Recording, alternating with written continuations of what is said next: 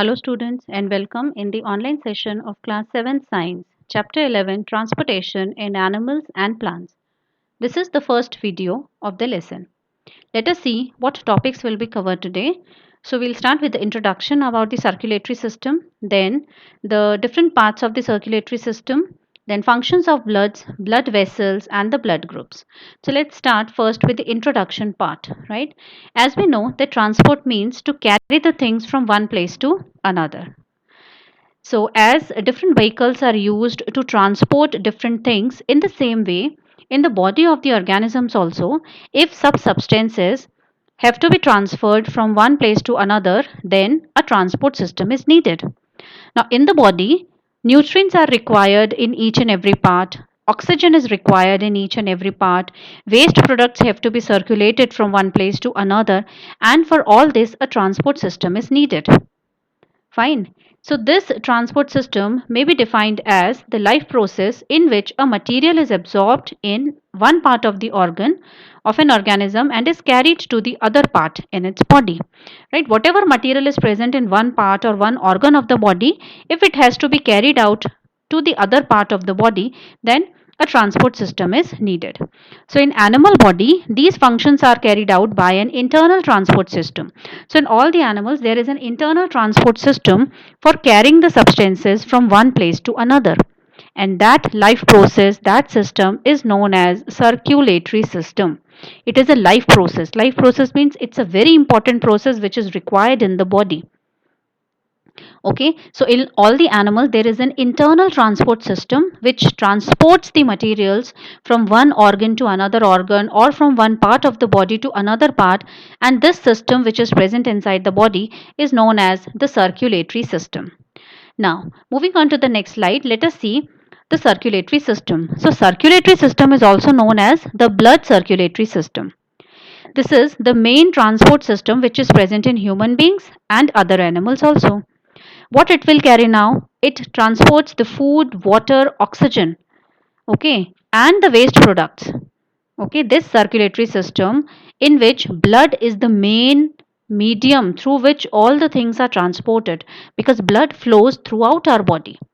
Okay, in each and every part of the body the blood flows. So blood is the main circulatory medium inside our body, and it carries all the food, water, oxygen, waste materials from one place to another place in the body. Okay, waste materials which are produced in the body, they can be CO2, it can be urea. Fine, so let us see that the circulatory system consists of blood, blood vessels and heart. Right, blood is the main circulatory medium. It flows in the tube like structures and they are called as the blood vessels, and heart is the pumping organ which forcefully throw the blood into the blood vessels so that the blood can be transported and circulated throughout the body. So here you can see this black color part which is shown in the center is the heart. So from the heart, the tubes which are connected, they are arteries, right, and veins. Okay, these are the two different types of blood vessels, and the third type is capillaries. Capillaries, see, when the arteries carry the blood, arteries, what the arteries do, they carry the blood from heart to all the body parts. And in the body parts, when the artery reaches, it divides into very small thin tubes, and these divisions of arteries, they are called capillaries, and capillaries are very thin. So whatever the exchange of material has to be done, it occurs in the capillaries. Like suppose the oxygen has to be supplied to cell. So this oxygen will come out through these capillaries and will passed on to the cell, and CO2 which is present in the cell will come in these capillaries, and the capillaries then again reunite and form the vein. Okay, so capillaries can be called as the connections between the arteries and the veins.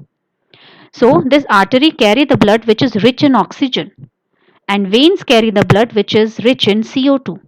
Fine, see, from the heart the arteries are carrying the blood to the cells. In the cells the arteries divide into capillaries, then the exchange of gases occurs, and again the capillaries will unite and make the vein. Now this CO2 which is in the cell is passed on to the blood, and then it starts moving in these veins. So veins are the tubes which carry the blood which is rich in CO2, which is having more CO2, and then again it brings it to the heart. The heart will pump it to the lungs. In the lungs, the CO2 will go through the lungs, the CO2 will go out of the body, and fresh oxygen will be absorbed by the blood. And this pure blood then again it is brought back to the heart, and then from the heart will pump again to the arteries, and arteries will carry it to the cells of the body. In the cells again CO2, oxygen is given to the cells, CO2 is collected, and again this CO2 carrying blood will move in the veins, and again it will come to the heart will again pump it to the lungs for purification, and again from the lungs the oxygen rich blood will come and it's forced into the heart. So in this way this circulation goes on in the body. Fine. So uh, so in the circulatory system, the main medium is blood. Blood is the liquid which flows, right? So blood is a fluid tissue. Fluid means which can flow. So liquids and gases both can flow, so both together are known as fluid. So the color of the blood is red, and it flows through a network of tubes. Blood flows in the tubes, and these tubes are called as the blood vessels. Now blood is pumped to every part of the humans by the heart. Heart pumps the blood to the arteries, and then the blood reaches to all the body parts. So heart is actually a pumping organ. It just pumps the blood, nothing else. Blood consists of a liquid part. Now we are studying about the structure of the blood. So blood has a liquid part, which you can see here, this cream colored liquid part, which is shown as a base. This liquid part is called as plasma, and in this plasma three different types of cells are floating. These cells are RBCs, WBCs, and platelets. They float in the plasma. Okay, so you can see here these red color circular cells, these are red blood cells, these white color are white blood cells, and platelets are very small and irregularly shaped cells which are present. So these three different types of cells are present in plasma. Now let us study one by one. So firstly we are starting with plasma. So plasma is a very sticky liquid, okay, which is the base of the blood, and it is pale yellowish in color, and it is formed by 90% of water, and rest of the part is of salt, proteins, vitamins, they are present, but 90% part of plasma is water. Then it also contains, plasma contains the dissolved substances such as digested food is present in the plasma. Waste products which the blood is carrying, they are also present in plasma. Okay, and these things all are transported from one place to another. So everything which the blood is carrying, it get mixed in plasma part, liquid part. Okay. Now moving on to the next one is red blood cells, which in short are called as RBCs. So they are red in color. These RBCs are red in color. Why it is so? This is so because of the presence of a pigment. There is a liquid present inside it which is called as hemoglobin. So this hemoglobin is actually red in color, and it gives red color to the blood as well. And the main function of hemoglobin is to carry the oxygen, right? We say blood carries the oxygen, but in the blood also, what is the main part which carries the oxygen? It is hemoglobin, right? So hemoglobin is a red color protein which combines with the oxygen and then transport this oxygen to all the parts of the body, right? Whenever oxygen is absorbed in the blood, oxygen get mixed with hemoglobin, and then hemoglobin will carry the oxygen to all the body parts. Now because of the presence of hemoglobin, the blood appears red. Okay. Now carbon dioxide which is produced in the various body parts is transported back by binding again with the hemoglobin. Okay. Now blood will carry the oxygen as well as CO2. The CO2 which is present in the cells, which is formed in the cells after respiration, is again transported with the help of the blood. And this CO2 is then brought back to the lungs, and from the lungs it is expelled out of our body. Right? So this is about red blood cells. Now nextly we are studying about white blood cells, in short, which are called as WBCs. So these WBCs, these fight against the infection. These are the soldiers in our body. They kill the germs also, germs like virus, bacteria, and protect us from the diseases. So WBCs can also make antibodies. Okay, these are the special proteins which are formed in the body, and then they fight against the infection. Then the number of WBC is quite less than RBCs. RBCs are more in number, but WBCs are less in number. WBCs can change their shape. RBCs cannot change their shape. WBCs can change their shape, and they can just squeeze out from a little space. Okay, from the capillaries, they can squeeze out of the tube and they can reach to any part of the body. So they can filter out through the capillaries. Okay, they can come out through the tubes as they can just squeeze out their shape. They can become very, very small, and then they can just filter out through the capillaries also. Fine. So these are WBCs, which are the defense system of our body. These are the soldiers of our body which fight against the infection and the diseases. So this is the white blood cell. Now nextly, platelets. Fine. Platelets are the irregularly shaped. Here you can see the platelets. These are the very small platelets. So they are the very tiny cells which can be formed in the bone marrows. They are colorless and they help in clotting of the blood, right? Clotting of the blood. Clot means whenever there is a cut or wound, whenever there is a cut in the body, then blood starts flowing out from that cut. Okay. Now that what these platelets do at time. Platelets has a big role to play. So what the platelets do, they secrete some fibers. Okay, and these fibers will make a network, a web like structure in that cut area. And when the blood cells will come, because blood is flowing, so when the blood cells will come, all the different types of cells of the blood, they get trapped in that network, in that web, and the blood gets clot there. Okay, the blood get clot means all the cells get fixed in that network, and then the bleeding stops. So this process is called as clotting, and this is because of platelets. Okay, otherwise what would happen if the platelets are not there? Then what will happen? The blood flow will continue, causing excessive loss of blood, and the patient can also die. So platelets play a very important role to stop the bleeding from the body, as they make a network of fibers in that cut area, and then the cells get trapped in it and the blood stops coming out of the body. So this is the function of platelet, clotting of the blood. They help in blood clotting. Fine. Now next is functions of the blood. So first function is that the blood transport the substances, like digested food is transported, hormones are transported. So it helps in the transportation of substances like digested food. Then it carries the water also, it carries the oxygen also, it carries the CO2 also, it carries the waste products also. Now urea is the waste product which is formed in the liver. Then from the liver, this urea is transported to kidneys through the blood. So blood helps in the transportation of waste products also. Then it protects the body from diseases also, right? Because WBCs are present and WBCs fight against the germs and the diseases. So blood helps in protection of the body from the diseases. Okay. Now let us learn about blood vessels. So there are three major types of blood vessels. One is arteries, then veins, and then capillaries. So let us study about arteries first, right? Arteries are the you can in this picture you can see these red color tubes are the arteries, and these blue colored are the veins. Okay, why red color? Because this the blood which is flowing in the arteries is rich in oxygen, and blue color we shows because this blood which is flowing in the veins is rich in waste material, CO2. That's why blue color is shown. Otherwise blood is not blue in color, but it is just to show that this blood which is flowing in veins is rich in waste materials. Okay, so now coming back to the arteries, they carry the blood from the heart to all the parts of the body. Okay, arteries are connected to the heart and they carry the blood from heart to all the parts of the body. Now walls of the arteries, they are very thick. Why they are thick? Because now heart will forcefully throw all the blood into the arteries. Now the walls should be very thick, otherwise what will happen? The tube will burst out. So arteries have a very thick wall and elastic also, means they can be stretched easily. Otherwise the cracks can come in the tubes.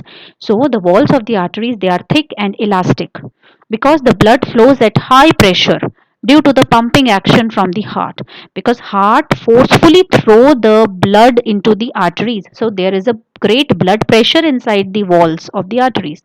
Blood is flowing with a great pressure in the arteries, and that is why the walls of the arteries must be thick and elastic. Now no valves are present in the arteries. Okay, like this is the artery. So valves mean what? Valves are the flaps, these are the covers in between like this. Okay, so if suppose the blood is flowing in this direction, so when the blood reaches this point, so these valves get closed. But in the arteries, valves are not present because the blood is flowing in one direction only with very much pressure. So no valves. Okay, remember in the arteries there are no valves present inside. The main arteries, that is aorta. There is a very big artery present in our body that is called aorta. Okay, aorta. This is connected to the left ventricle of the heart. It is connected to the heart and it carries the oxygenated blood. Oxygenated blood means the blood which is rich in oxygen. So this big artery which is called aorta, this is it carries the blood which is rich in oxygen to all the parts of the body. Okay. Now another artery is also there which is called pulmonary artery. It is connected to the right ventricle of the heart. It is also connected to the heart and it carries the deoxygenated blood, means the blood which is rich in CO2. Deoxygenated means which is not rich in oxygen. Oxygenated means which is rich in oxygen. Deoxygenated means which do not have more oxygen but more CO2 is present. So this blood, this pulmonary artery will carry the deoxygenated blood to the lungs. Okay, now deoxygenated blood means which is having more CO2. So such type of blood is sent to the lungs, and in the lungs the CO2 is given out of the body and oxygen is absorbed and the blood again becomes purified. Okay, so two arteries we have studied. One is aorta. It carries the blood from heart to all the body parts, and pulmonary artery, it carries the blood which is rich in CO2 to the lungs. Pulmonary artery carries the blood from heart to the lungs. Fine. Note that arteries normally carry oxygenated blood. Arteries generally carry the oxygenated blood, means blood which is rich in oxygen, from heart to all the parts of the body. But there is one exception. There is one artery which is called as pulmonary artery, and this artery carry the blood which is rich in CO2. Other all the arteries will carry the blood which is rich in O2, oxygen. But this pulmonary artery is the only artery which carry the blood which is rich in CO2, and it is carrying this blood from heart to the lungs. Okay. Now next one is veins. So we all know that veins are shown by the blue color. Okay, as you can see in this diagram also. So these are the blood vessels which carry the blood which is rich in CO2. Okay, so CO2 is produced in the cells. So from where to where this blood will flow? Veins will carry the blood from all the parts of the body to the heart. Because CO2 is produced in the cells, so veins are connected to all the cells, and from there the veins are carrying the blood towards the heart. Arteries were carrying the blood from heart to all the body parts, but veins, they carry the blood from all the body parts to the heart, right? So they are also the blood vessels, and they are situated just under the skin. You know, arteries, they are present deep inside the body. They are not present nearby the skin areas. In the skin areas or under the skin, you can see a bluish greenish colors, very small thin tubes. They are actually the veins. Okay, so these veins are situated just under the skin and can be easily seen as greenish blue tubes. Now these carry deoxygenated blood, right? Veins carry deoxygenated blood, means blood which is rich in CO2, from the body parts to the heart. Now, what about the structure? Now, veins have a very thin walls because there is no pressure. The blood is not coming from the heart, so the walls of the veins are thin, and the blood flows at very low pressure, right? Now, therefore, veins have walls in them. Now, arteries do not have walls, but veins have the walls inside. As I have told you, inside there are flaps so that the blood can flow in only one direction. So veins have the walls present in them which allows the blood to flow in one direction, because veins are carry the blood from the cells to the heart. Okay, so they have walls so that the blood cannot go back to the cells because there is no pressure also, so there are walls present which stops the backward flow. Okay, backward flow of the blood in the veins. Usually the veins carry deoxygenated blood. All the veins carry deoxygenated blood, means the blood which is rich in CO2. But again there is one exception which is called the pulmonary vein. There is one vein called pulmonary vein, and it is connected to the heart again, and it carries oxygenated blood. Okay, veins carry deoxygenated blood, but pulmonary veins carry the blood which is rich in oxygen from lungs to the heart. It brings that pure blood, that oxygen rich blood from lungs to the heart. Pulmonary artery was carrying the blood from heart to the lungs. This is pulmonary artery, which is again one exception. And in the lungs, what will happen? CO2 will be given out and oxygen will be taken inside, and this oxygen will get absorbed in the blood. And now who will carry this blood to the heart? It is pulmonary vein. So these are the two exceptions. Okay, arteries carry oxygenated blood, but this pulmonary artery carry the deoxygenated blood. means the blood which is rich in CO2. Veins carry deoxygenated blood, but this pulmonary vein is the exception which carries the oxygenated blood or the blood which is rich in oxygen. Okay, I hope these things are clear to everyone. Now moving on to the next, you can see the diagrams of arteries and vein here, right? These red color are the arteries and blue color shows the veins. See here, you can see one valve also, right? There is a flap, you can see here. This is the flap which is shown here. Now this is the valve which allows the flow of blood in only one direction, but in the arteries there is no valve present. Fine. Now, next one is pulse rate. Okay, pulse rate means how many times the heart beats or how many times the heart pumps the blood in 1 minute, right? So, to know the pulse rate, place the middle and index finger of your right hand on the inner side of your left wrist. Okay, we check the pulse rate onto our wrist areas. Okay, so if you'll do it, if you just put on your thumb on the tube over there in the wrist area, blood vessel, and your index fingers onto the other side of your hand, so you will feel the throbbing movement at this place, right? You all have seen in the movies, or you might have seen at your houses, how the pulse can be checked at the wrist area. So this throbbing, okay, this throbbing or this pumping which can be felt at this area is called as the pulse, right? This is called as the pulse. So this throbbing movement of the blood, this throbbing, a sound of the blood, this throbbing action of the blood is called as the pulse. Now, the pulse is produced due to the blood flowing in the arteries. Why we can feel that pulse? Because the arteries carry the blood with a great pressure. So this throbbing movement, up and down movement. Okay, one time you will feel up and then again it will go down, again up. This moments you can feel, this is the throbbing movement, and this is due to the blood which is flowing in the arteries. Now count the number of beats or pulse in 1 minute. In 1 minute, how many times you can feel that beats or that pulses? So the number of beats per minute. In 1 minute, how many times the heart beats? That is called as the pulse rate.